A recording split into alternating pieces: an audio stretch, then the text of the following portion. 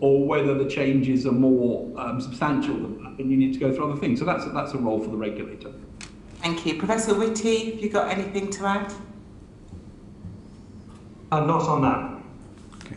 Great. Thank you very much. Thank you very much. Thank you, John. We'll come back to you a bit later on, but Graham Stringer now. Professor Vallance, is data not dates? Is it anything more than a slogan? Well, for us, it's not. I mean, for us, it's very important that you measure what you've done. And we don't know what the impact of, for example, schools going back is going to be. And so there's an estimate from the modelling group that it could have an effect on R between 10 and 50% increase. We don't know within that range exactly what it will be. We know that as contacts increase, transmission increases, and we know that as schools go back, other things happen as well. Parents meet, people who perhaps weren't going into work, some of them may go into work as a result. So it changes a number of things, all of which may have pressure on transmission.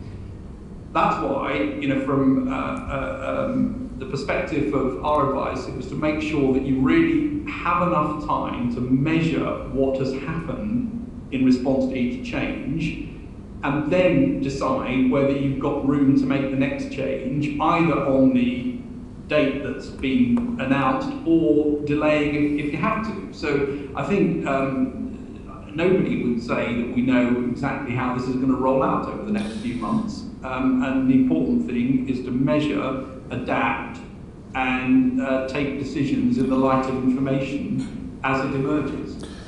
I understand that, although Professor Woolhouse told us a few weeks ago there'd been no surge when schools had opened in this country and in other parts of the world. There'd been no surge in increased infections. What I was really getting at is what are the numbers, what are the thresholds that we would know that it is working or not? What is it? The number of people that are being admitted to intensive care? Is it the number of people who are dying? Is it the R number? Is it the infection rate? What are the numbers that we will enable us to judge whether the policies that have been taken are successful? Because if we don't know those numbers, surely it is just a slogan. I think ministers have set out the 4 tests that they wish to use. But they're number 3, aren't they? Sorry? They don't have numbers in them.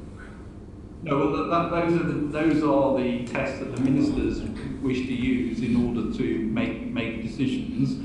What we will do is feed in the numbers as we see them in terms of cases, hospitalisations, intensive care, deaths as they occur during that period, and trends that we see within that. So that's where we will input into the information that ministers have when they wish to make decisions. But there is no way that members of Parliament, as being outside this process, can look at the numbers that are being published and say this is really successful or is not going as well as we wished it was, so that we can judge it. It is just a debate between you and the government that allows arbitrary decisions to be made, isn't it? We will make all of our data public as we always do. We will make our interpretation of that available as we always do.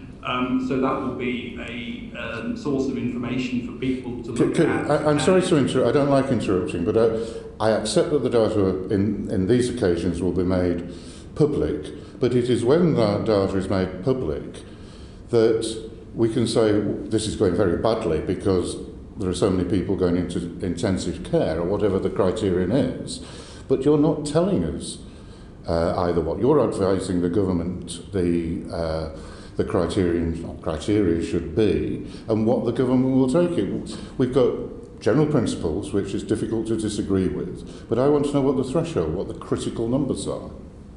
Well, those are issues for ministers to decide what they wish to have as targets for these things. They're not matters for science to determine. And we can give the information, and we can give the trajectory, and we can give the impact that we think has happened as a result of the changes that have been taken. obviously it is a matter for ministers and Parliament to decide what level of risk and what level of events people are prepared to tolerate. I'm labouring this point, but it's the last time I'll ask the question in a different way. So you haven't recommended precise figures that to the government that will trigger either them to go faster or, in more likelihood, go slower? We haven't recommended precise numbers. No. So it's, in my opinion, it's a slogan. Can I move on to Professor Whitty? There are a number of uncertainties which have been discussed and the direction it's going in. One of the things I don't understand is in terms of the vaccination programme, which is going extraordinarily well, and is a credit to everybody who is involved in it. Most of the over 70s, soon over 60s, will have been vaccinated. 90% of the deaths are those, come to those people who are in the top age group, over 80, or who have other conditions. Yet the modelling is saying 30,000 people are going to die. How can you explain that figure when the vaccination programme is so successful in covering those people? Thank you. The vaccination programme is very successful, and you're absolutely right, it's a huge tribute to everybody who's been involved in it. But the vaccination programme it protects people essentially in three ways. The first of which is it protects the individual vaccinated. And you must remember that of those people who've been vaccinated, the great majority of them have only been vaccinated once. Now that provides the majority of the protection, but not all of the protection. The second, so they need to have a second vaccination to get the full benefit of the vaccines that are being deployed. They're both two vaccines. The second protection is the people who they meet being vaccinated, and that is partially achieved in people, for example, who are living in care homes or nursing homes because of the vaccination programme among their staff, but it isn't necessarily amongst everybody else. And other people they might come across, and certainly people who are out and about going to shops and so on will come across many people who are not vaccinated. And then the third way is in which it helps to reduce the overall rate, because the probability that an individual person who's vulnerable will meet a virus is essentially the overall rate in the general community. But even when people are fully vaccinated, a significant minority, it's not large, but a significant minority do go on to get significant disease. It's not zero. There are some vaccines which are as close as means no difference to 100% effective. These are not those vaccines. They are extremely good, but they're not at that level. And we don't know who those people are. And then there are some people who have chosen not to or have not been able to be vaccinated who are also at risk. And finally, there are people who are at risk in the lower age groups. So the modelling is just reflecting the fact that because this is such a common virus and it gets to large numbers of people, even if you have a relatively small proportion of people still remaining vulnerable, that still equates to a very large number of people overall. And that's really what this is reflecting. And I think what we're going to see is, as things are opening up, what all the modelling suggests is at some point we will get a surge in virus.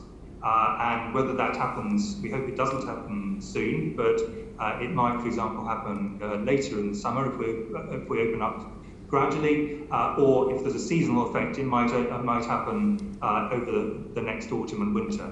But I think all the modelling suggests there is going to be a further surge, and that will find the people who either have not been vaccinated or where the vaccine's not worked. And some of them will end up in hospital, and sadly some of them will go on to die. And that's just the reality of where we are with the current vaccination. The current modelling does make a number of assumptions. I'll go into those in detail as to if you're interested, but broadly that is the reason why we're expecting to see further deaths, although the ratio of cases to deaths will go right down as a result of vaccination, but not right down to zero, unfortunately. I accept that. What is 30,000 as a percentage of those of the group of people who are most likely to die if infected? Sorry, I don't understand the question. No, the thrust of I find the figure of 30,000 when a large percentage of the most vulnerable population will have been vaccinated a difficult figure to arrive at, to understand how it is arrived at. And if the country has vaccinated most of the group or groups who are likely to die, the over 80s, those people with other conditions, they are 90-odd% vaccinated. What is 30,000 as a percentage of the non-vaccinated? That must be a serious part of the calculation to work out who is likely to die. Well, the difficulty with working out who is likely to die is that there are several different groups who potentially are going to die, some of whom we cannot identify in any way. You're absolutely right that the great majority of people who die will be either older or have pre-existing health conditions, but not all. But the great majority, you're absolutely right, obviously. And secondly, we don't know of the people who've been vaccinated who it is that the vaccines have worked in and who it has not. But we know that there will be a minority who won't. Now, I would not get too stuck on individual numbers. I've repeatedly said all the way through this pandemic, forward projections of exact numbers are really difficult to interpret, and I really put huge confidence intervals around them. The general point, though, is this is not just a few people. These would be significant numbers of people who are dying, just as in any given flu year, an average flu year, 7,000 to 9,000 people would die, and in a typically bad flu year, over 20,000 people a year die. These are not ridiculous numbers. They are perfectly reasonable numbers for a significant respiratory virus that is infecting very vulnerable citizens, even when vaccinated, as they may well have been, for example, with flu. I was just trying to get to the basis of that number. Thank you. Thank you, Graham. Just to pursue Graham's point a little bit, Professor Whitty. Obviously, the modelling is based on assumptions, or models are. The principal models that have gone into this include the Imperial College model and the Warwick model. And the assumptions on, for example, the efficacy of the vaccines have happily been superseded. They're better. And so has the take-up, has it not? So to Graham's point about the 30,000, that 30,000 presumably comes from those who either haven't been vaccinated or for whom the vaccine has not been effective. But actually we know, happily, that group is much smaller than modellers with the best information they had at the time had predicted. So does that cause you to revise your view as to what we should be preparing for the summer? Well, I think that, there are probably several points I'd make on that, if I may, Chair. The first of which is, to repeat my previous point, I think zeroing in on particular numbers, every single number will be incorrect. What they're doing is they're giving an indication of general principles. And the first and most important principle that the models demonstrate is if you open up too fast, a lot more people die. A lot more people die. So the main point, I would say, of the modelling is to demonstrate the really profound difference between opening up too quickly, which leads to very large numbers of deaths, and opening up more slowly, in a steady way, in the way that Sir Patrick was describing early on and is laid out in the roadmap, which doesn't lead to no deaths. And I think it is really important that we do not give any impression that what we're expecting is this just goes away and there's no further deaths. That is not realistic, and I think to pretend that to the British public would be completely wrong. It isn't the case. There will be further deaths. But by going steadily, what the models demonstrate is you will have many fewer deaths. Now that depends on the fact that the vaccines are coming in to do a very large amount of the heavy lifting. And I very much hope that because the vaccine uptake is so far is good, and it is very good, but this is an older population, and vaccine hesitancy is slightly different from different ages. Might want to come back to that. So far is good, and the vaccine effectiveness does so far look at the higher end of the expected range, but not way out of the ballpark. This is a bit better than the central projection. But if you recall from those Warwick models, because I know you've looked at this in detail, they actually did an analysis looking at a 99% effective vaccine and still saw significant numbers of deaths. So the idea that this completely takes it out of scope, I think, is probably not correct. But what you do see with the modelling is that if you do things steadily, you get a much lower and shallower peak. Unfortunately, there still will be a surge with significant numbers, but much fewer deaths. And it's pushed further back in time. There is, in my view, and this is not in the models, likely to be some degree of seasonality, which I think will push the peak a bit further back in time. It doesn't get rid of it, it moves it in time, it doesn't eliminate it. But what we hope is that by the time we get to the point the peak is really happening, if we go steadily enough, a very high proportion, ideally all of the adult population, will have had at least one vaccine. So we'll have some high degree of protection. But to go back to the first point, this is not a 100% effective vaccine, even for those who take it, which of course at the moment is the great majority. Indeed, but the essential point is that even though the effectiveness of the vaccines and the take-up has been higher than expected so far, that doesn't cause you to change the advice as to the pace of unlocking. That's the point you're making, is it? No, it definitely would not. Under all scenarios, if we unlock very suddenly or even significantly faster than is recommended, all the modelling would suggest that we would get a substantial surge whilst a lot of people are not protected. And remember that the people who drive the wave of infection are not generally older citizens, it's generally younger ones. So the vaccination policy that we've taken at the moment in the UK, which is absolutely to go through the highest risk people first, will really seriously reduce the ratio between numbers of infections and deaths, and that's a fantastic achievement.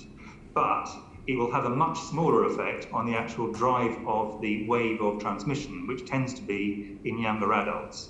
And they have not yet been vaccinated, and therefore vaccination will have almost no role to play in reducing transmission in that group for some time, because we haven't yet got to the point those are vaccinated. So if you released very quickly, you'd suddenly get a wave of transmission through younger adults, and that would lead in due course to older adults being infected, and some of them, either because they hadn't had the vaccine or because they weren't fully protected by the vaccine, would go on to get serious outcomes. Thank you. Just before I bring Aaron Bell in on this point, and then Dawn Butler back.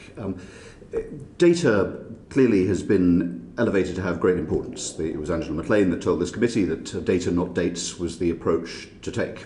The roadmap does have a lot of dates. 8th of March, yesterday, schools reopening, 29th of March, outdoor sport, 12th of April, outdoor pubs and cafes, 17th of May, indoor hospitality, 21st of June, weddings without limits. So there are a lot of dates there. If we're to be driven by data, does it follow that if the data is better than anticipated, then we can bring forward some of those reopenings? Well, I think what Sir Patrick laid out at the beginning was the fundamental reason for having the particular 5-week gaps between each of the stages. The reason is that it takes at least 3 weeks, possibly 4, to get the data and to analyse it properly. And remembering there is at least a sort of 10-day lag before you even start to see cases coming through. And the Prime Minister and ministers have said they want to give people a week's notice before major changes are taken, so that people can make proper preparations either way and don't have to do handbrake turns or sudden starts from absolutely nowhere. So if you do that, then you're not going to want to reduce the time between the various steps. And then if you look at the steps, each one of the steps is actually quite a big step. So this first step, opening all of schools, and that's a lot of things, plus some other areas to be opened up, and that includes the decision for people to meet outdoors, much lower risk, as Sir Patrick was saying at the beginning, but not zero risk. So step 1 is already quite a big step. Step 2, if you look at the list of things that are in that, is a very long list of things. all the high contact things indoors, gyms, retail, very long list of things. Again, a very significant step. You would want to see what the combination of schools plus all of those being open is, and that takes you to another 5 weeks. And then you get another very significant step. Really, the last step is probably the smallest, in one sense, step, but even that has, which is taking all restrictions away. You would want to be absolutely confident that we were safe to do this. And I think, I think a lot of people may think that this is all over. I would encourage them to look at what is happening in continental Europe at the moment, where a lot of countries are going back into rates going up and having to close things down again, having not been in that situation before. And I think it's very easy to forget quite how quickly things can turn bad if you don't keep a very, very close eye on it. And if I can just give one historical point, I know it's not a looking back thing, but I think this illustrates the point. If you look back to, we looked at the data from yesterday, which is the data we have, 65 deaths, a low rate because it was from Sunday, but excellent that things are going down. We feel very, very pleased that's going the right way. If we look the same date a year ago, so from the 8th of March, there had been in total 2 deaths in the UK. And by the 23rd of March, we were in lockdown in a very difficult situation. So I think people just should remember that things can turn bad very fast if you don't keep a very close eye on what's going on. So I think that's the reason for taking the steps of 5 weeks for a logical reason, which is around when you can analyse the data. And the size of the steps are each already quite large. And you would really want to be very careful before you loaded still more on each of the steps before you were sure what effect that was going to have. It's important to look back, and it's important to look at other countries, but it's also important to take account of changes that happen, and the big change is the vaccine. And the striking comparison between this country and other European countries that are having to go back into lockdowns is that we have a much more effective vaccine rollout program, is it not? Well, I think to go back to my previous point, if you're thinking about a surge in transmission, remember that the great majority of those who will drive a surge in transmission are not yet vaccinated and will not be vaccinated by Easter. So I think the idea that that is a sort of get out of jail card in terms of a surge of transmission, I think is to misremember where in the age spectrum the drive of transmission is. And it's in younger adults, not in those who have so far been vaccinated by and large. Now, of course, the further down the age range we go, the higher the percentage of the population vaccinated, and particularly when people have had 2 vaccines and a further 10 days or so after the second vaccine, of course, that's going to take more and more of the heavy lifting. And that's the whole point that the modelling shows, which is if you take things steadily and then start your proper opening up, really the biggest risk opening up, when a lot of the people in the lower ages have been vaccinated, then you're in a much better position. But if you start shunting things forward, you will very quickly get to these very high peaks that were there. And I think that's you don't need modelling to understand that the big drive in transmission tends to be in adults under the age of 60. And at the moment, we're only just getting to those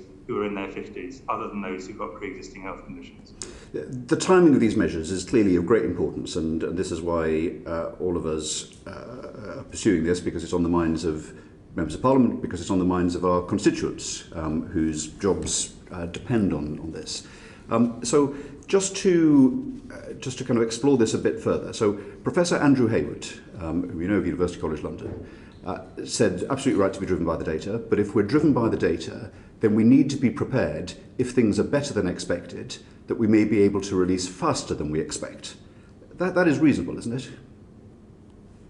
Well, I think Andrew would probably want to consider what he meant by faster. I don't think he would at all suggest that we should concertina the 5-week gaps, because that is, if you're giving a week's notice to people, that is the minimum period you're actually going to be able to have data to be able to look at and take a serious judgment. So I think in terms of how long the period between steps are, I think that is a significant.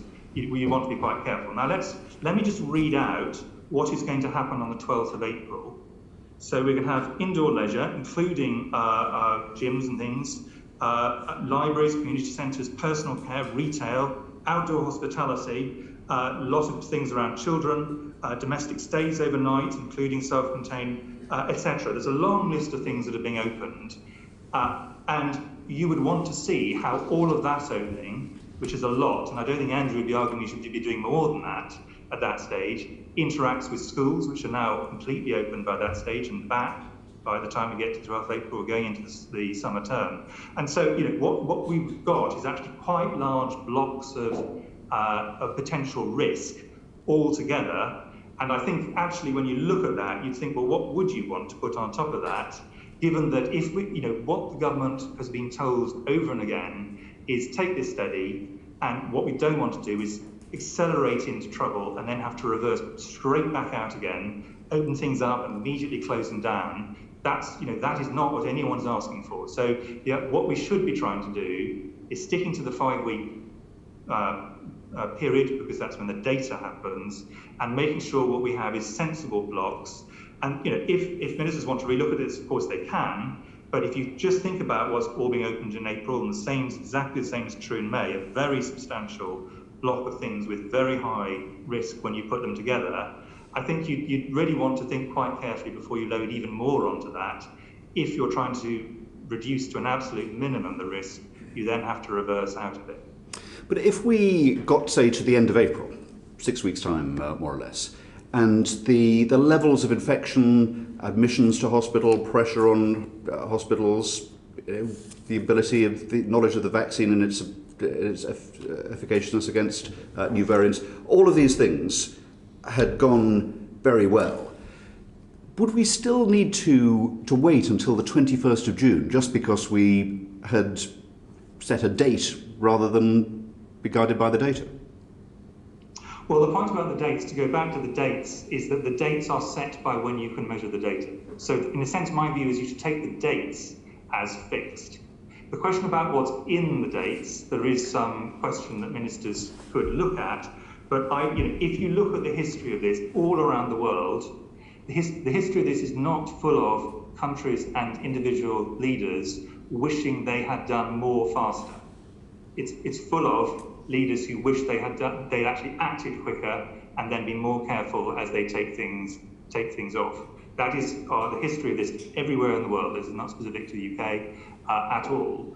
And so I think, given what large blocks you got in those periods, and if you accept the logic that you should be driven by data, in which case the 5 weeks is basically the minimum you can talk about, I think you really would need to think quite carefully before, for example, you took some of the really major indoor risks and pushed them into the middle of April, when you still have not got a great majority of the population who are at risk, double vaccinated, and you've already taken a lot of other areas which have got potential risk associated with them. So I think, my view is ministers are trying to take this steadily. They're trying to do it based on data. They're doing it in big blocks. These are big blocks of risk taken together, and then waiting long enough to see what's happened so they can make a sensible data-based judgment about what the next step is. Okay, Aaron Bell. Thank you, Chair. Thank you both for your time today and everything you've done throughout the pandemic. Just to continue on the line the Chair's been taking, I think data not dates is something this whole committee can get behind, but with our interest in science. But it's 104 days until the 21st of June, and I understand your natural caution, but the lesson from last year is obviously not just that things can turn bad quickly, but that the idea of predicting the path of the virus 100 days ahead seems to be something of a fool's errand. We're told there'll be a doubling supply of vaccine from next week. I'm 41, I should be getting my first jab sometime in the middle of next month, I expect. And you both understand too the damage lockdown's doing, not just economically, but to people's mental health and all the other pressures that have been on the NHS. So, I understand your natural caution, but are we really saying that 21st of June date is set in stone and there's no way that we could possibly go quicker? I think the 12th of April date needs to be set in stone as the first review date, but if at that review date we conclude things are going better than expected, surely there's a case for bringing those other steps forward a little bit. Professor Whitty first and then Sir Patrick. Well, starting with the obvious point that these decisions are ultimately absolutely for ministers, so it's not for me to say exactly what should be, but I think there are two things that I would strongly advise based on principles. and this is going back to Patrick's point, our job is primarily to give principles. The first of which is, do not try and concertina up the 5-week breaks, because if you want to be based on data, you're going to have to use those 5 weeks if you wish to give people a week's notice. There isn't time, you simply can't see the effect size any time that's shorter than that. And secondly, each of the blocks you're looking at, yesterday's one, which I think we're all delighted about, schools going back, absolutely critical for children's long-term development, mental health, all health and other benefits of schooling. Everyone doesn't contest at all. That's a big block added to some additional things which allow people to meet outdoors, which is again something which people really, really want. The 12th of April block is a very big block. If you look at all the things in the 12th of April block, they're a big block. You're going to want to wait and see what that does. And then the 17th of May one is a very significant block with a lot of stuff that's indoors for the first time. That's the point when we're really going to start to see some very significant risks accumulating potentially. You really, if you're wanting to be based on data, I think that seems a reasonable way to go. Now, that's not my, it's absolutely not my role to say exactly what should be in which of those blocks, but the principle that those blocks should be manageable size whilst significant, which they are, and 5 weeks apart, I think is one that has got a very sound logic behind it. Okay, just before I turn to Sir Patrick, the 4 week, you're suggesting that we need 4 weeks before we can, that would be the earliest point at which we can see the impacts of the previous step, and then the week the government says they want for announcement. I mean, surely there must be some indicative data that comes in after week 2 and week 3, or you say, through cases. Obviously, we realise there's a lag between cases and hospitalisations and deaths. There has been throughout. Is there nothing we can pick up earlier than the 4 week point that could be useful in terms of potentially shortening that gap between steps? Well, if you think about the actual way in which you can pick stuff up, you're not going to see anything for a generation time and probably 2 generations time. It'll just be completely impossible to see at all. And then you've got to have enough of a direction of travel that you can actually see the slope in a way that you feel the constant intervals are narrow enough you can actually say something useful from it.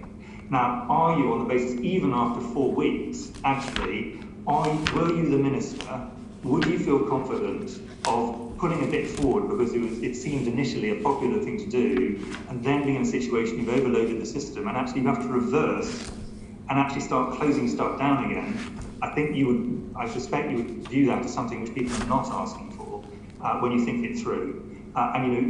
It's really about, do you have enough information? What the period of time will allow us to do is have a rough view as to whether this looks as this is going way out of the path that we were expecting it to go in which case ministers can be advised that these data do not look good. It's pretty doubtful you're going to be in a position where you'll be able to say these data look so fantastically better, please take more risks here. I think that seems a very unlikely situation, given how large these blocks of activity already are. But clearly, at the end of the day, it is a decision for ministers. Thank you. Did Sir Patrick want to add anything on those points, or shall we move on? Well, I agree with the way Chris has expressed it. I mean, if you think about it, when you make a block of opening up, you don't get an instant change in infection. You start to see spreads as people begin to get increased contacts. That takes time for that infection spread to be detectable. You will have, as you will have seen, as you follow the data closely, I know, you will see you get bumps in the road. You think, oh, it's going in the right direction. No, it's not. It's going in the wrong direction. So we will see ups and downs during that period.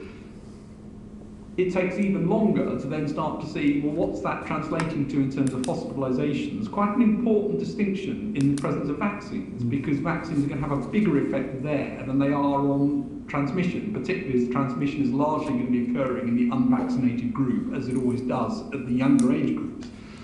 So the estimate is that after 3 weeks, you can start to get a real handle on this, and it's probably somewhere between 3 and 4 weeks to really get a decent handle on what's happening.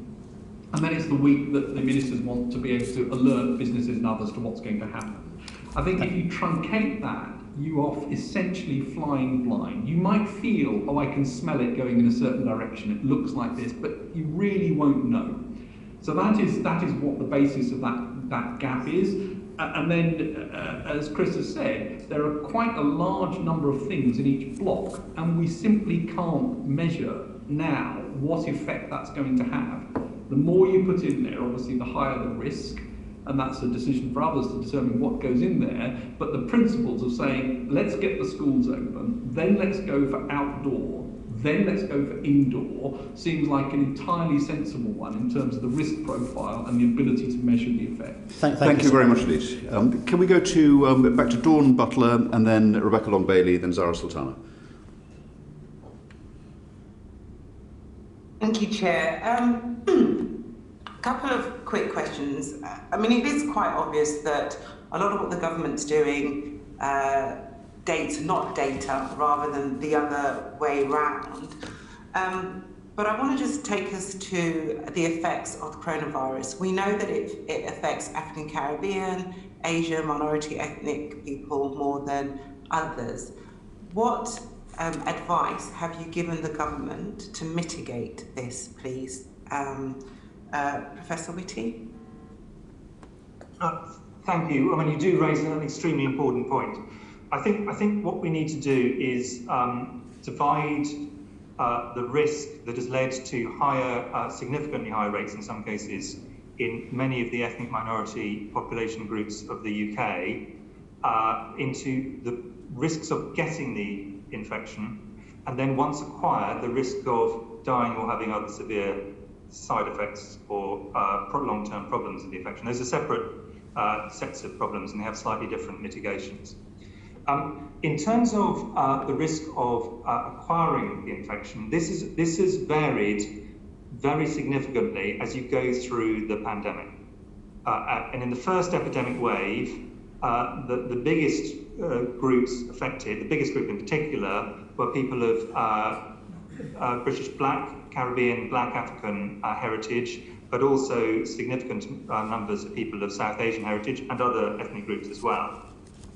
Then if you look at the first wave part of the second wave, before we got to the B117 period, when there was a lot of transmission in the Midlands, a really heavy emphasis and unfortunately effect on people of British Pakistani heritage and British Bangladeshi heritage, really almost no additional risk to people of British Afro-Caribbean and African heritage. And that was largely to do with where in the country the wave was. It was in the Midlands area, and the pattern of different groups was that was the bit of the country which was hit, and therefore ethnic minority groups who were highly represented in those parts of the country were very highly represented, unfortunately, in the people who had serious problems. And then in the second half of the second wave, what we're on the downslope of at the moment, back to, because there was a lot of transmission in London, back to a situation where it was more reflective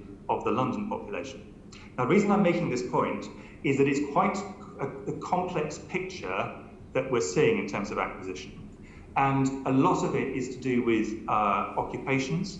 Many people in many of the ethnic minority groups are in high-risk occupations. They might be in caring occupations.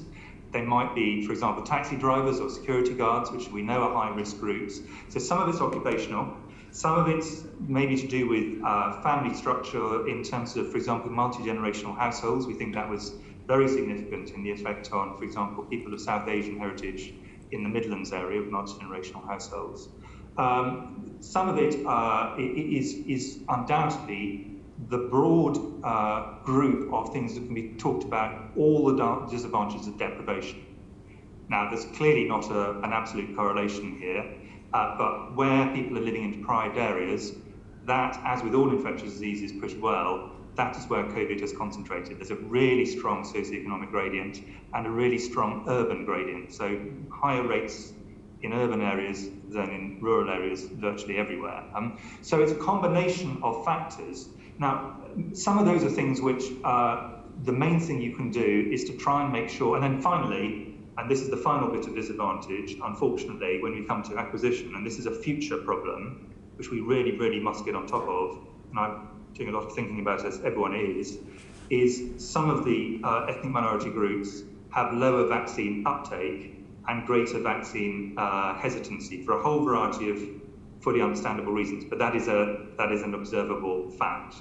People, particularly of African heritage, that is the case in the UK. Well, it's getting better at the moment. The direction of travel is better. And then there's a second group of problems which are more biological, which are once someone's acquired it, what's the chance of dying? And that's to do with things like diabetes and comorbidities and a variety of other factors, which are much more, in a sense, in the medical sphere.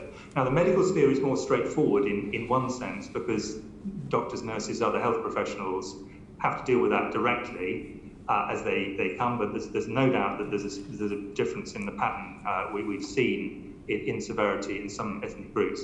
On the first one, it's very much about concentrating efforts as far as we can in areas of deprivation and in those professions which are at highest risk. And that has been the most important thing, because, and if we do that, we're going to reduce some, but not all, of the ethnic disparities, and also reduce some, but not all, of the socioeconomic disparities. But the problem, of course, is many of these disparities are very, very deep-rooted. They're not things you can just magic away in a very short period. They are really fundamental problems, and really fundamental problems for the long-term health of these citizens. This is not just a COVID problem. This is an overall problem. Absolutely, it's very much structural, Professor Whitty. I agree with you on that point. And does the government understand that structural inequalities? No, and the government does understand it. I think that the problem with many these long-term structural things is they're much easier to understand than just to sort in a short time. But they're things that need sorting out fundamentally, and they are all the things that lead to deprivation and all the ill health that goes with this. And this is, if you're in public health, which I am, what you have to do is think about deprivation the whole time, because so much of ill health, not just COVID. COVID is in a sense, a really extreme current example, but the same would be true about diabetes, the same would be true about cardiovascular disease, the same true about very, very many other areas. And we really, you have to think about that in all aspects of health, as well as wider disadvantage. So fighting for more investment in those deprived areas will help with better health outcomes. Well, I think improving all the environments where people live in areas of deprivation will help not just health outcomes, but life outcomes. And that's housing, jobs, all these things. And I think this is not a controversial statement. It's a simple statement of fact that these are critical issues across the board. Of course, they have a major health impact, which is why people like me are obviously in very strong engagement. But they have impacts on everything else as well: life chances, education, all the other areas as well. Great. Thank you very much. Thank you, Chair. Thank you, Dawn. Rebecca Long-Bailey, then Zara Sultana. Thank you, and thank you, Sir Patrick and Professor Whitty, for your relentless hard work and for coming along today to speak to us. Now, the Sage 80 minutes on the 11th of February state quite clearly at point 57 that the consensus view remains that the opening of primary and secondary schools is likely to increase effective R by a factor of 1.1 to 1.5, and at point 60 that there are a number of uncertainties in the modelling, including the potential network implications of reopening schools. A phased reopening would allow the effects to be assessed. So with this in mind, and in the context that it was undeniable that infection rates began to increase significantly when schools reopened in September, can I ask you both, for the avoidance of doubt, was the government advised by SAGE to pursue a phased reopening in March? And more broadly, what are the implications of not following this proposal as set out in the SAGE minutes? Professor Whitty first. Well, actually, I'm going to unfairly slide this to Sir Patrick, only because he's the main chair of SAGE, and if he wants to send it back to me, I will happily answer it. But Sir Patrick, yeah, okay, drawn the short straw. No, I'm very happy to answer this. I mean, SAGE has looked, as I said, at the potential implications of opening schools, and because of all of the other things that go along with that, including increased parental mixing, potentially people taking different work patterns and so on as a result of this, it's quite difficult to know precisely what the effect is. And that's why they come up with a figure of between 10 and 50% increase. And we don't know where it's going to be on that spectrum. They also modelled a sort of staggered opening versus a single opening, and essentially you end up in the same place. You just end up in a different route to get there. So you don't overall have a different impact on that. But of course, the less you do, the less the effect initially. Now, the question for decision makers there is, if you went sequentially in opening up, you then have to put a 5-week gap between all of this. You'd be a very long time before you got to a complete opening up. If you go immediately, then obviously you're going to have a bigger effect. I don't think there's any doubt about that. And you'll have to measure that after 5 weeks and see where you are. Where we are now is schools going back altogether. There's then a holiday, of course, with the Easter break, a chance to find out what the effect of that will be. And then to go back to, I think, the point that Graham Stringer raised earlier on, when we look back at the impact of schools opening, in general, schools seem to reflect quite closely what's happening in the community. So although we know spread occurs in schools, and we know that children can of course catch this, and we know they're not at increased risk personally in the same way as older people are, and we know that can be brought back into the household from schools, because that does happen, it still looks like the way in which schools impact in this is largely as a reflection on community spread rather than as a driver. Now, it may be different in the current situation because there are some of the few things open now, so that may be a place where we do see driving. So all of these things we don't know, we need to measure, but our advice was, as laid out in that paper, that we expect there to be an effect on R, and it's absolutely essential to measure it, and that staggering an opening will lead to the same ultimate effect as opening altogether. Chris? Can I add to that, because I don't want anyone to feel I was sliding that question because I didn't want to answer it. I just thought, since the question was about SAGE, it was right that Patrick had first go. Let's start off. I mean, I think there are broadly four important groups to think about when we're thinking about the school opening decisions. There's children. There's the wider effect on R and society, which is what Patrick just talked about. There's parents and there's teachers, and all of those are really critical groups. Now, in the case of children, I think everybody who's looked at this pretty well is unambiguous about the advantages of education for children on their physical health, mental health, obviously long-term prospects. And actually, to go back to the last question that I was asked, about this is one of the most powerful drivers of reducing disparities between different groups. So if you don't have children in school, you are doing them a significant disservice. And I don't think anyone disputes that. I think that's a really clear thing, whether it's health or long-term prospects. Set against that, the risk to children from COVID is extremely small. It's not zero, but it's extremely small relative to adults. Smaller, in fact, than for seasonal flu. And therefore, from a child's point of view, and we should always start with children, the risk-benefit is clearly in favour of education. Now, the next group, obviously, to think about is the point that Patrick just made on the R. I haven't got a huge amount to add on that, except that we're going to have to open schools at some point, and having this block all about education, given that the next block is also a very large block, makes a lot of sense. And I think we'll just have to, we've got the 5 weeks, we've got the Easter break potentially. So I think people can exaggerate the risk of doing this, given that there's actually a natural fire break around the Easter break on the R side. Rebecca. The third area is, sorry. Yeah, sorry, Professor, carry on. The third issue is around parents, and I think that there is a little bit of introduction from schools into parents. A lot of it goes actually the other way. But as Patrick says, what drives transmission in schools, as far as we can see, is actually what happens in the general community. That's the kind of the big driver. So the way to protect schools is to keep the rates of transmission down, which is why so much of the rest of society keeping the rates down, and everyone's been absolutely fantastic at doing that. And finally, of course, teachers are concerned, and that's perfectly legitimate. The risks to teachers are not in the very high risk groups. All work that is not from home is a slightly higher risk. That's the reason that, among others, we recommend people work from home where they can. But that is, that is a relatively not in the kind of group like, for example, social care workers and others who are in those kind of very high contact groups. And we are hoping that as vaccination is rolled out, that is also going to include and the highest risk teachers also are protected by vaccination. But that's an important thing just to acknowledge. But in terms of the things of the R side, which is where you started off, I think, as Patrick says, it's either a problem now and we wait, we've got the holidays and then we measure it, or it's a staggered problem, but it's still the same problem. Thank you. Rebecca?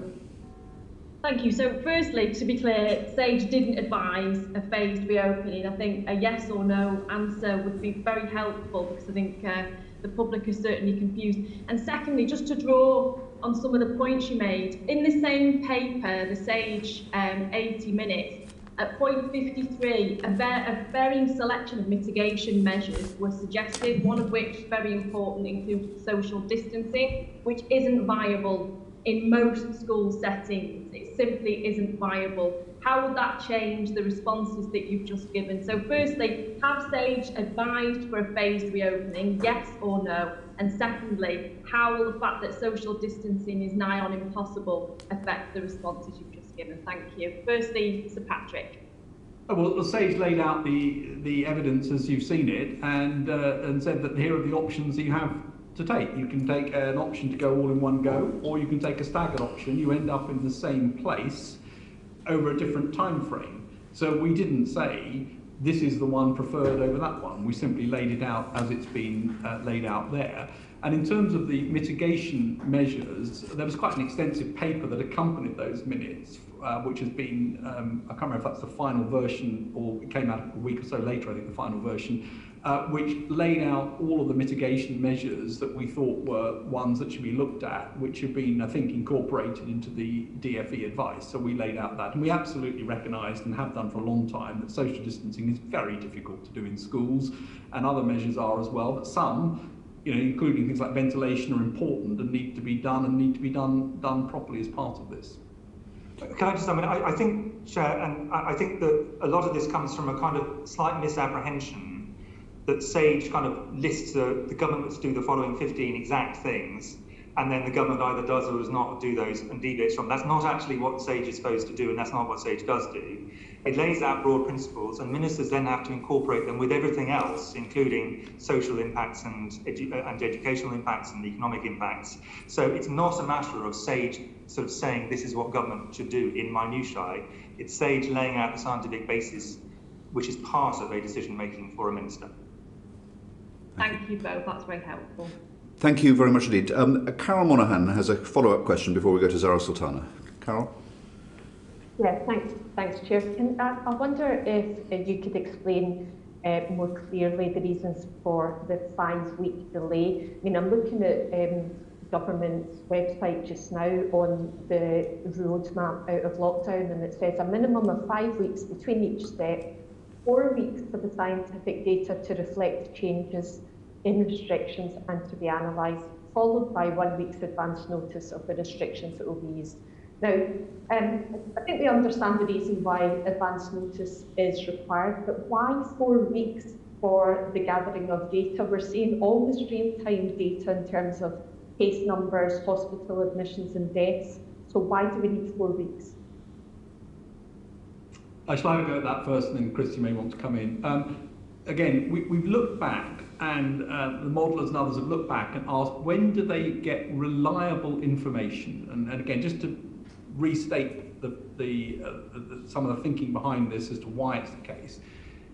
When you open something today, you don't instantaneously start to see an increase in infection. It takes days for people to be increasing their mixing contacts. You then got days before that becomes something that turns into an infection. You then see a growth of infections potentially over a period of a couple of weeks that you might be able to pick up. You won't see that trend instantly. You've then got to wait and see what effect that has, whether that's turning into hospitalisation. The retrospective analysis says that the earliest time at which there's confidence in the trend you're seeing is 3 weeks. That's the earliest, and that's quite a vulnerable early 3 weeks. A week to then make sure that you really understand what you're looking at was the assessment that then you can be much more robust about what you think is happening with the trends. And we've all seen the data. It jumps around at weekends, it jumps around up and down as people have other things going on that mean that a number may go up one day and down the next. it's pretty difficult just eyeballing it over a shorter period, and people will do that. Sorry to interrupt, but that's why we use the 7-day rolling average rather than looking at the daily cases. Yes, and that also isn't a precise estimate of which way things are going. So we think that the assessment is that it's going to take 3 weeks to have reliable data on which to make decisions as a minimum, and more likely it'll take a few days after that to get that into some sort of form. So the 4 weeks is the data analysis and ability to explain that so that ministers can make decisions. That's the reasoning behind that time frame. And just to add one technical point, which is as the numbers get smaller, the data bounces around more. So actually the uncertainty gets greater. Okay, and you can ask then about this additional week then. I mean, in Scotland we've done it differently. We've set out the date, and the dates will be confirmed a week before that, which still builds in the weeks, I suppose, preparation time for different sectors, but it means that there is an expectation there already if the data supports that. Was that not possible in England? So I'm not sure. You're saying that at 4 weeks make an announcement. Is that what you're saying? No. The different restrictions. There's 3 weeks between them, and we already know the roadmap in Scotland is also published with these dates. But the announcement will be made a week to 2 weeks before that, the opening up. It still gives the businesses time to prepare, still gives confidence in it, but it shortens that additional week that you've said we need in order for sectors to prepare to reopen. Well, I think I mean, this 5 weeks seems awful long. Well, as I said, our advice is on how long it takes to get the data and to be confident as to what the data is saying, and that's the advice we've given. The decisions on what period is needed for government to then implement that with business is one for ministers. It's not a scientific question, I think. Okay, thank you. Thank you very much, Carol. Zara Sultana and then Andrew Griffith. Thank you, Chair. My questions are aimed at Sir Patrick, but if Professor Whitty wants to come in, that's more than useful for me.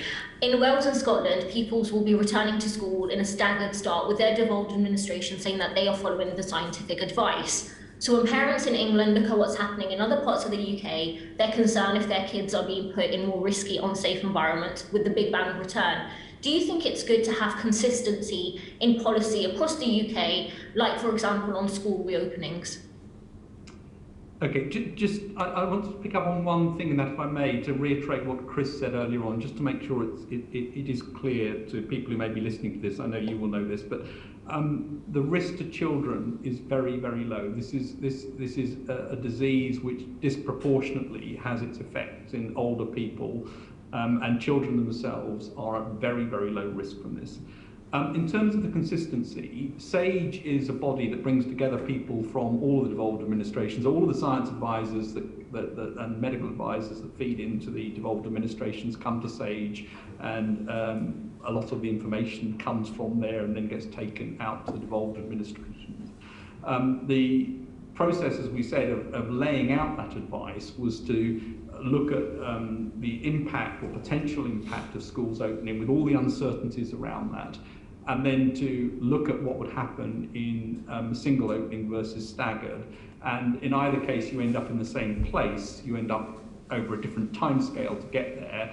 And again, you would need to allow enough time in any staggered opening to be able to measure what you do as you go along. So I think the advice that came in terms of what the science says was almost certainly the same across all of the devolves. Thank you. SAGE advised that schools should go back into phased return to avoid a third wave, as well as other options. Scientific advice on this issue and on previous occasions in terms of advising the government to go into lockdown during the first and second wave, to not lift restrictions too early, to implement a circuit breaker lockdown in September, and against people mixing over Christmas. These pieces of advice have seemingly been ignored by the government.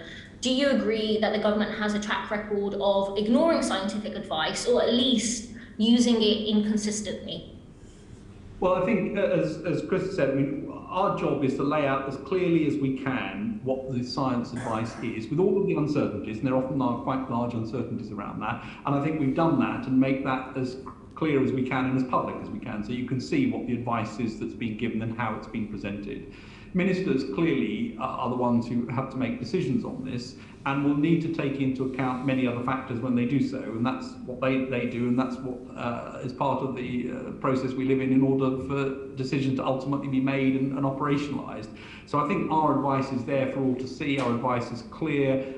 We've given it repeatedly and not always welcomed by all sorts of people, and when we give the advice from all sorts of different parts of the community, but we give it as we see it, and then of course it's up to others to try and interpret that with the other information that they have and the other priorities that they may have.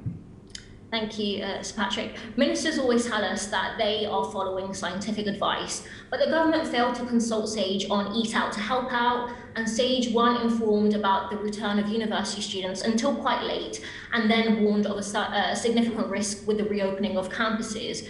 Do you think that the government understands the role of scientific advice in a pandemic?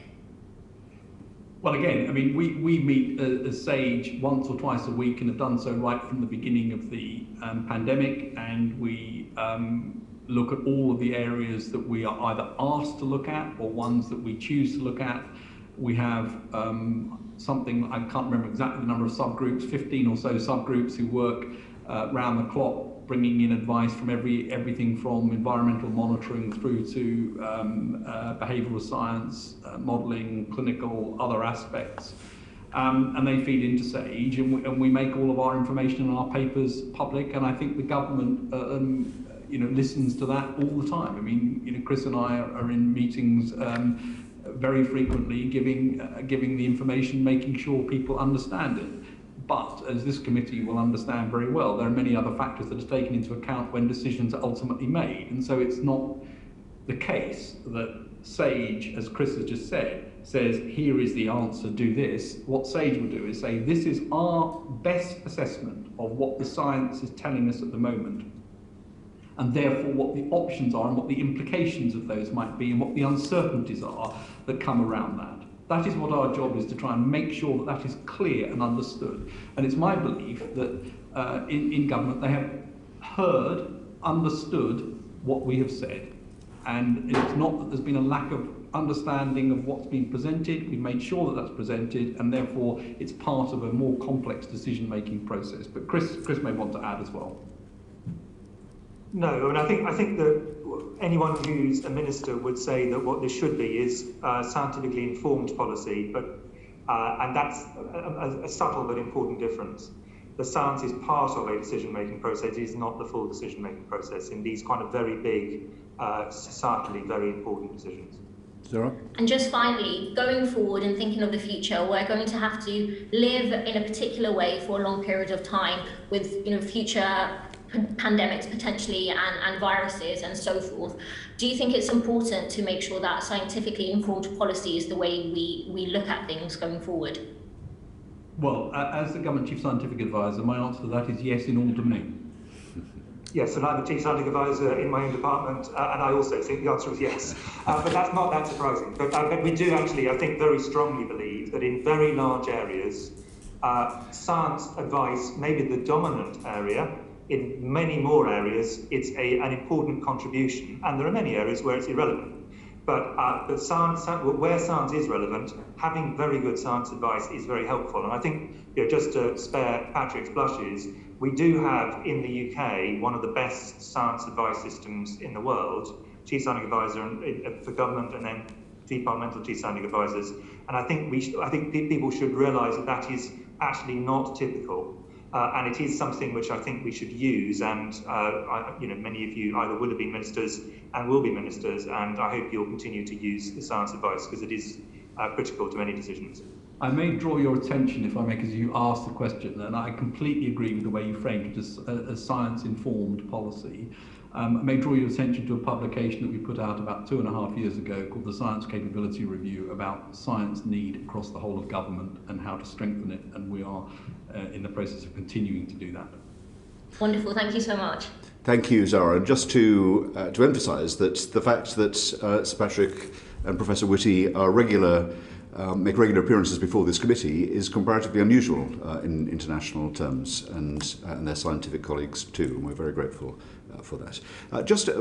Zara was asking about schools. Perhaps Professor Whitty could just clear up a point of confusion that seems to have arisen in the last couple of days with students and pupils going back. If someone tests positive, if a child tests positive at school on a lateral flow test, and then subsequently tests negative with a PCR test, does the PCR test trump the lateral flow test, and can they continue their education? The danger of me answering that question is that this is something where the Department of Education and PHE have hammered this out. And my exact memory of exactly where this is, the danger is I'll add to confusion, Chair. So rather than adding to confusion, I'm going to say I think that's laid out in the Department of Education guidance. Okay, well, I think it will be helpful to clarify it, and perhaps when you go back, I mean, I've been having emails as a constituency MP, and I know my colleagues have. I think some clarity on that would be very helpful. Thank you. But I'm turning now to Andrew Griffith. Good morning, Sir Patrick and Professor Whitty. Thank you, Chair. Science and research has been at the heart of all of the most successful parts of how we've dealt with this pandemic, most obviously the vaccine. But our next generation of current undergraduates are locked up in home in their parents' spare rooms rather than in our great academic institutions. Now, the government has promised to review this before the end of the Easter holidays, but could you just give me your advice, perhaps Professor Whitty, that if the case rate stays where you expect it to, would your advice support bringing back our undergraduates for the final term of this disrupted year with the social distancing precautions? Well, as in a sense with the SAGE general advice, I'm going to give a general answer, but it's really for ministers to decide on exactly what happens. The thing about the university and further education sectors, and higher education more widely, is that it's a much more varied sort of structure than schools. I mean, schools are also varied, but not to the same degree. So the disadvantages from not being at university vary, or other higher education vary very substantially, depending, for example, on whether it's a practical course or not. So, and there is actually, prioritisation for people who are on courses which have a strong practical component, because you simply can't do that from home over the internet. They also vary, for example, in terms of under what environments people are living. Are they living in halls of residence? Are they living at home in multi-generational households, or whatever? There's a variety of different ways in which the higher education sector is very, very much more varied. So what the way that it's been laid out is to have a kind of an order of prioritisation for people to go back, which takes account primarily of how essential face-to-face teaching is, and then secondarily where people are on their educational journey through the higher education system. But I mean, all of us would want, at the point that it's possible, for people to go back to universities, not just for scientific things, but for all education, sciences, arts, practical courses of all sorts, because not only is that a very critical part of people's individual intellectual and other development, it's also, to go back to a repeated point, one of the great drivers of reducing disparity over generations. So I think that the reasons we would want people to go back to university are really clear, but at the same time, there are bits of university and higher education which can be done remotely, and whilst there's a very high risk, the prioritisation in education has to be primary schools, secondary schools, and the most practical bits. But as that risk dissipates, there's nothing we're missing in terms of the risk of the 19 to 22-year-old cohort. No, and I think the risk to those individuals from catching an infection, whilst probably not quite as low as for children, is very low. And so this is actually about the transmission in the wider community and just adding to the force of transmission at a time we're trying to drive rates right down. It's not because we're worried particularly about the risk to the students themselves. And I think one aside I'd like just to make is that we've had a big worry about this at the beginning of the autumn term for universities and higher education, further education. and there was a big surge of cases, and then due to the fantastic work of the higher education, university and other sectors, and also the extraordinary forbearance of the students sticking to rules, the rates came right down. If you look at, it's extraordinary reduction in rates over really quite a short period of time. So, I mean, it can be done in a safe way. It's not the kind of student experience that people, I think, read about or were imagining to some extent. And that, what we hope is people will be able to, in due course, go back to a kind of the full fat version. But it is, we have demonstrated, the higher education sector has demonstrated, that it can significantly reduce the risks. But at this point, whilst the rates are still very high, and I think we think of things as going down a very long way. But if you look at the ONS numbers, we still got about 1 in 250, slightly more than that actually, people have actually got COVID. So the rates are still very high, but coming down. We do hope they get down to a point when higher education becomes something which I think we all feel can probably be welcome. I don't know whether Patrick wants to add to that.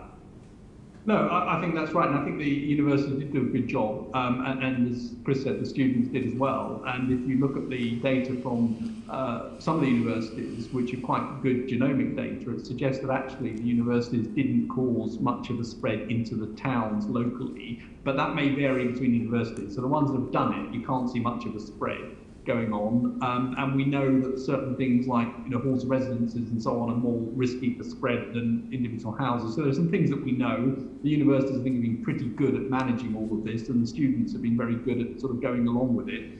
And so I think there's a review going on to see when this can be brought back. But I'm with Chris, and I'm sure the students are looking forward to what he's described as the full fat version again at some point.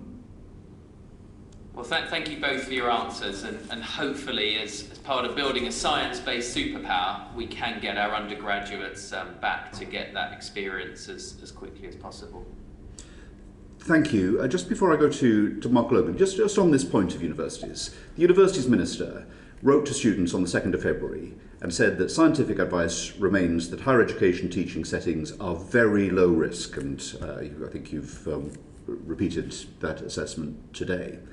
And given that the universities, as Professor Whitty said, did take steps to put in testing facilities, they've got their own labs, and given that 5 weeks is such a big chunk of the final term or term and a half for students, surely this is a good illustration of if the data show that it's safe and proportionate in a low-risk setting with institutions that are capable of putting protections in place.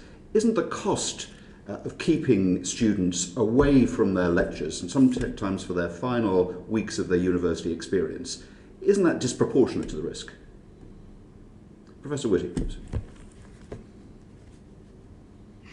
Well, I think, first, two points. The first of which is, in broad terms, I broadly agree with the kind of lead up to your question, and that's that I think we would all recognise. The second thing is we have still got very high rates of transmission, and we're having to make really have really difficult decisions as a society. Final decisions finally being made on behalf of society by ministers, where all the things that are not being possible as a result of COVID are things we would want to be open for whole heaps of very strong reasons, and that's clearly a very strong reason. What has happened as of yesterday is that the roadmap laid out that practical higher education courses can start to reassemble, but all of us would hope that we can get to a stage as soon as possible that higher education is possible, just as we hope that a very large number of other areas of society will be able to open up, but we have to do it in a staged way. And every time you add something in one area, you're potentially going to have to take it off in another to achieve the same overall epidemiological impact. And this decision is finally for ministers. All right. Just because I think it's worth understanding where we are at the moment. The numbers as of last week anyway, were higher than they've been at any point from the beginning of May through to the end of September last year.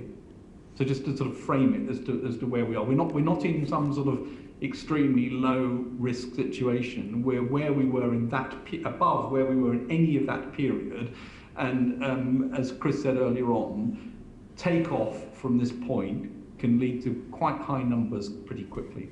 Okay, thank you very much indeed. Just going to Mark Logan and then Graham Stringer, then Carol Monaghan. Thank you, Chair, and it's good to see both Professor Whitty and Sir Patrick today, and thank you for everything that the science and medical communities are both doing. My questions are around border controls, and I was just wondering, what do you think is the best approach to limiting the importation of cases through border controls? Well, the advice that we've given from very early on is that, and WHO have also said the same thing, which is that border controls are most effective when the rates are low in your country and you're trying to stop them coming in from higher rates elsewhere. So that's where you have the biggest effect.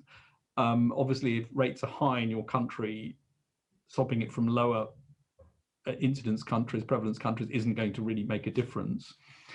The second thing is that in order to stop any importation, you have to have completely rigorous border controls, which would stop everything coming in. And that is an extremely onerous requirement, but that is the only way you can stop things coming in completely. And even there, you won't stop them completely, but you will maximally reduce them. But that is a very, very onerous border restriction.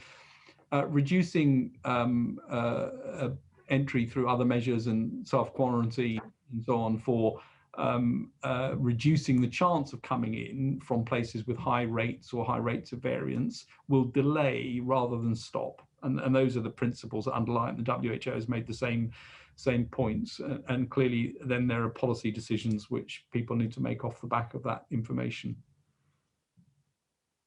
And do you think, Sir Patrick, like in the cases over the last year, say Australia and China, a large part of their success in keeping the importation under control and the wider infection rates, is it because of that more onerous and perhaps more severe type of quarantining system that's put in place there? Well, I'll take New Zealand as the example. New Zealand clearly has got a very, very rigorous border system and has got no cases or very few cases, and it maintains that through a very, very rigorous border system, and that's the approach that they've taken. Clearly, at some point, they're going to have to open up their border, and at that point, they will see an influx of infections. But that is that's the route that they've taken, and it shows that with no COVID, you can, if you seal yourself off effectively, prevent all but a few cases coming through. But that's one extreme of the position. But that's, I think, what they've done. In the next few months, as we kind of move to open up international travel and looking to the summer months, I mean, what would your scientific suggestion be if we get our infection rates like down incredibly low and we have mass vaccination across the UK? Would you suggest that all people returning to the UK, or indeed those who haven't been vaccinated, for example, coming to the UK, should all go into hotel quarantining?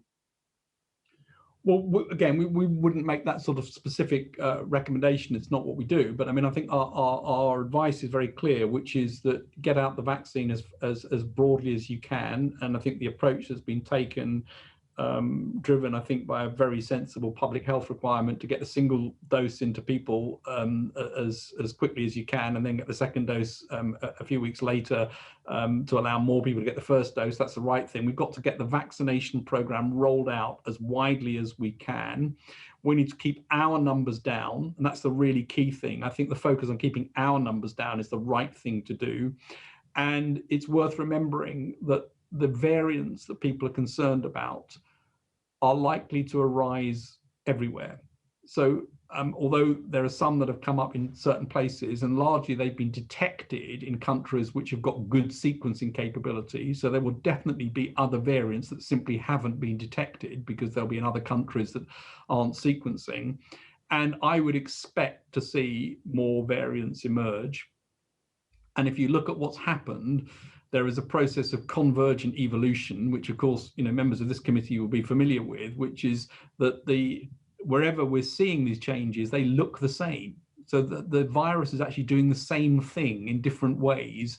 acquiring certain mutations that it wants to acquire, largely for purposes of transmission, as far as you can tell. And this is something that means that we will see those being acquired in this country, and is again a reason to keep rates down as low as possible. So that's where I think we should focus our attention. And just finally, so I mean, the implication of that, I mean, do you feel that we'll be able to stop new variants entering the UK? I do not think we will stop new variants from emerging with this virus. It is what will happen. You can minimize the chance of it happening by keeping rates low, but just as the flu virus changes every year, so I would expect this virus to change over time, and that's what viruses do. They mutate, and then when they find a mutation that gives them some advantage, they'll hang on to it. At the moment, the advantage is largely on transmission. So most of the mutations that are occurring are ones that would give the virus some sort of transmission advantage. Once the world is vaccinated more, then there may be variants that come out that try to get around the immune problem, the immune response a bit more, and that will then lead to a need for new vaccine variation coming on maybe every year, every couple of years, we don't know. Thank you. Professor Whitty, just anything to add to that? No, I think that covers it very clearly. Great. Thank you. Thank you, Chair.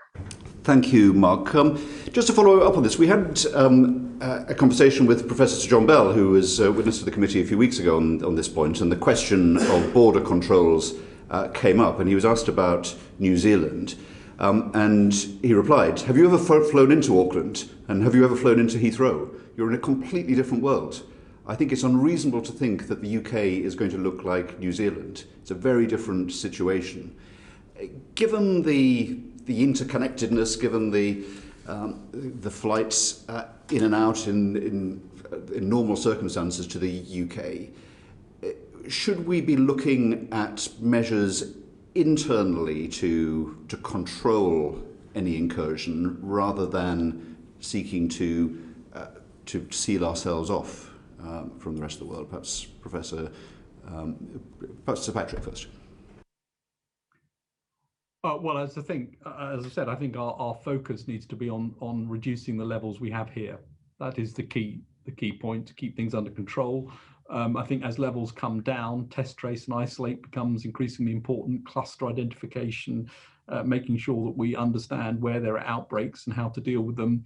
And of course, the vaccine is going to make a huge difference to all of this. I do not think that zero COVID is possible. I think there's nothing to suggest that this virus will go away, at least in any time soon. It's going to be there circulating. It may be a winter virus that comes back over winters with increasing infection rates during that period.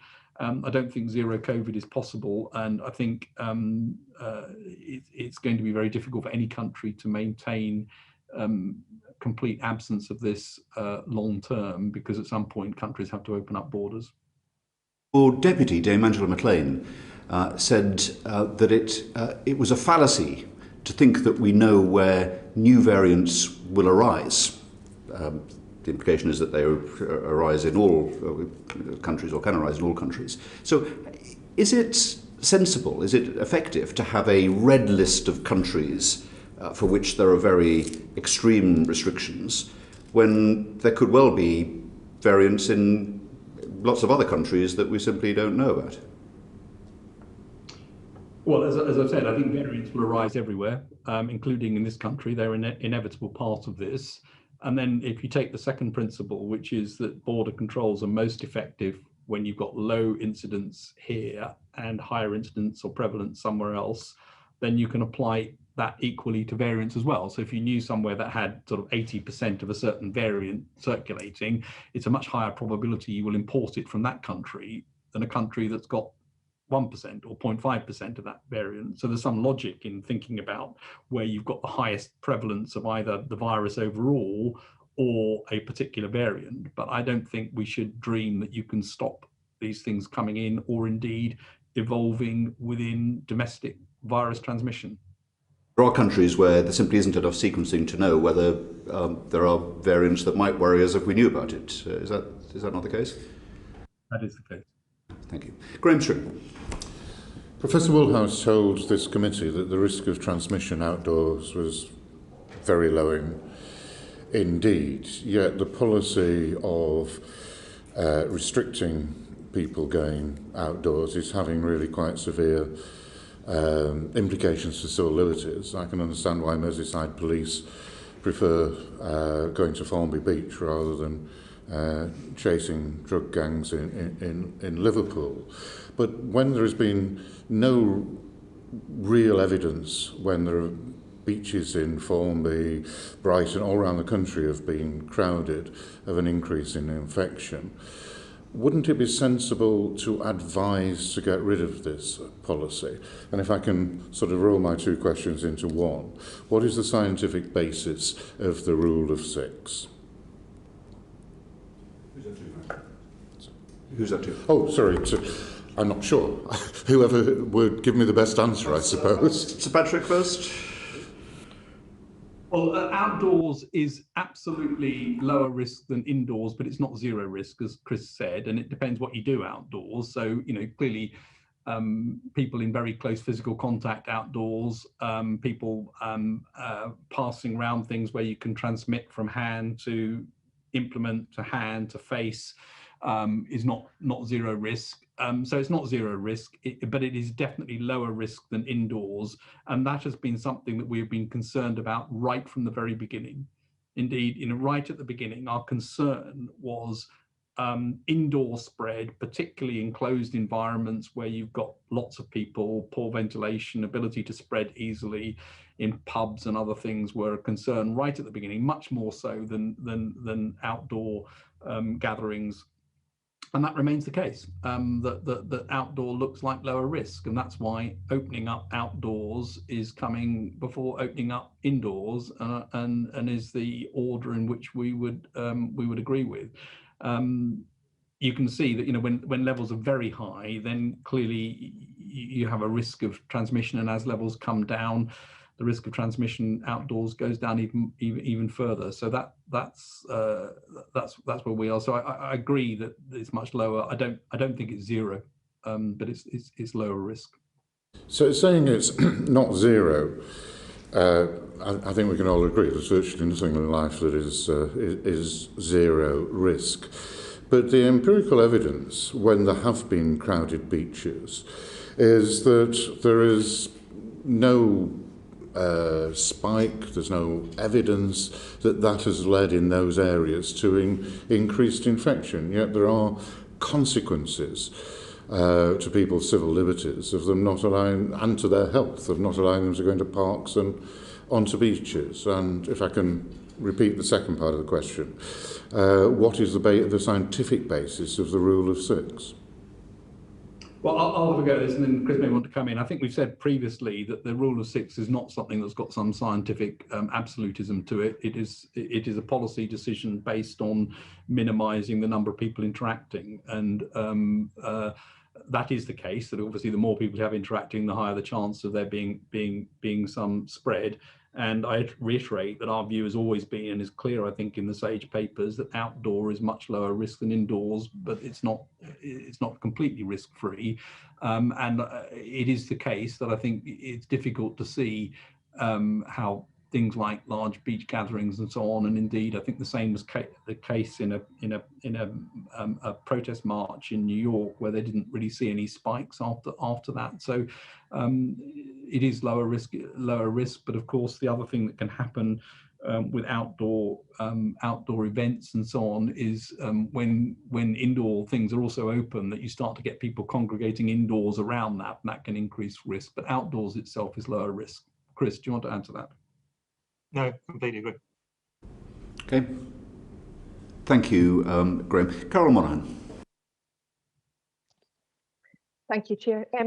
First of all, just following on from that, Sir Patrick, there's a report in today's Times that the Children's Minister has said that face masks will not be enforced in secondary schools, will not be made mandatory for students in classrooms. Are you comfortable with that?